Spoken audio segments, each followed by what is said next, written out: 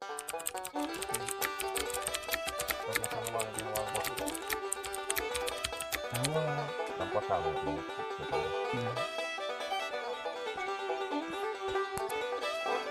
Pupuk apa?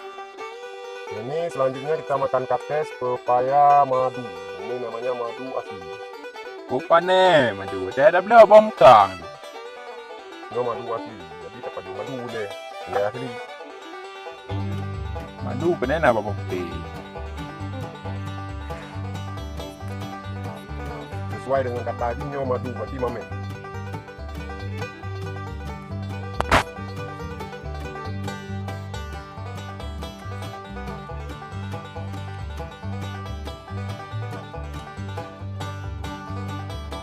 Berapa kegunaan apa putih apa?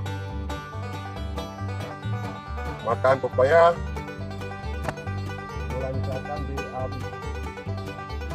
Buang air kita. Empat sihat lima sempurna. Sihat berjumpa dengan putih sempurna.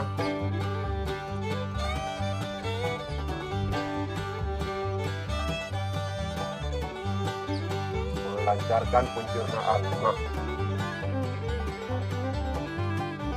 Jadi baik kemah bagi okey boleh karena okey kami yang tenaga tenaga diri yang ada kemah.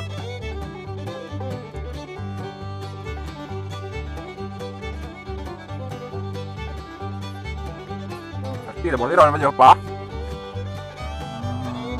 Dari mana ya pak? Dari Lampung dah berangkat. Katan?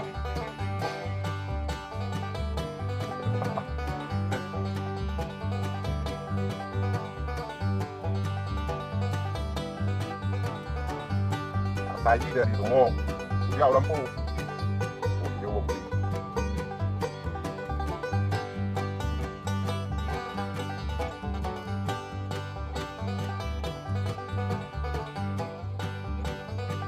Hobi tak macam putih dah lah. Mana bayang ni beron. Jangan bayi ya di bukit bagi dan nerati. Mana ni ukun bah? Ini bulan dia lebar. Dia tak main ada pula ritik panjang bawah bukan. Main ada pula jagung bukan boleh bawah. Main ada pula rambut boleh bawah ni. Main ada pula putih lah dia mana kau dia biar bunga baru je ke bawah. Kalau tu dia biar bawah. Oh ya. Berarti kemudian apa? Yang berada apa? Yang baju putih kemudian. Ya, coba.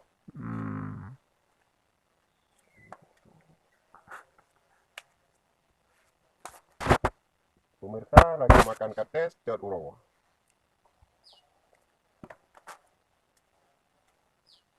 Padum 3 kilo berapa? Ulonya di bawah putih, leher di bawah dua tu. Oh. Man leher di bawah dua tu, mana tertuba, leher tertuba tiba.